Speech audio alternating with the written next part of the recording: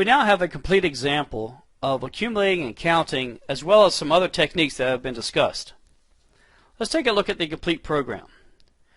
When the project is executed, the user is allowed to enter some numeric data, and then you can click the Calculate button. That causes calculations to occur. The subtotal, sales tax, and grand total are calculated.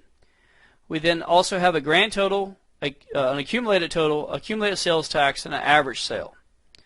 So as each transaction occurs, we're getting new data. I've added a reset button, which is clearing the contents of the text box, which simply allows us to enter data into a clean box. So I can enter new data once again and calculate. As you can see, all figures and calculations are updating correctly. And once again, I can reset and enter data.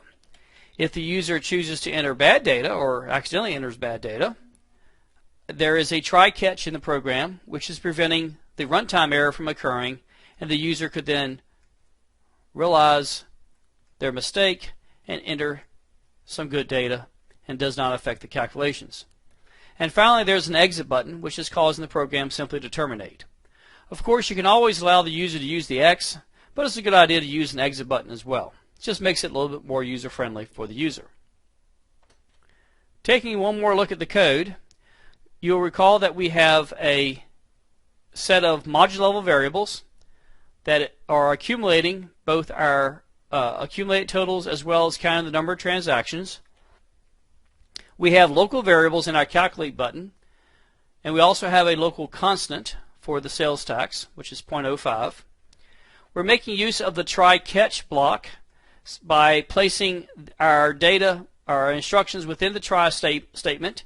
It is making this possible for the message box to appear rather than letting the runtime error occur. We of course need to convert the input data to the proper data type and into the appropriately named variables by using the parse statements. We then are performing some simple calculations. Note that the calculations are being performed with the variables themselves, not with the text boxes or labels. We then are displaying the results in those labels, and in the process we're converting that to a currency format to allow the dollar signs and rounding to two places. We're then also performing our accumulating statements to accumulate the grand totals, and we also are counting the number of transactions and calculating the average by using our total transaction plus equals 1. And here we have our very simple message box that could be enhanced to perform the function of the catch for the try catch.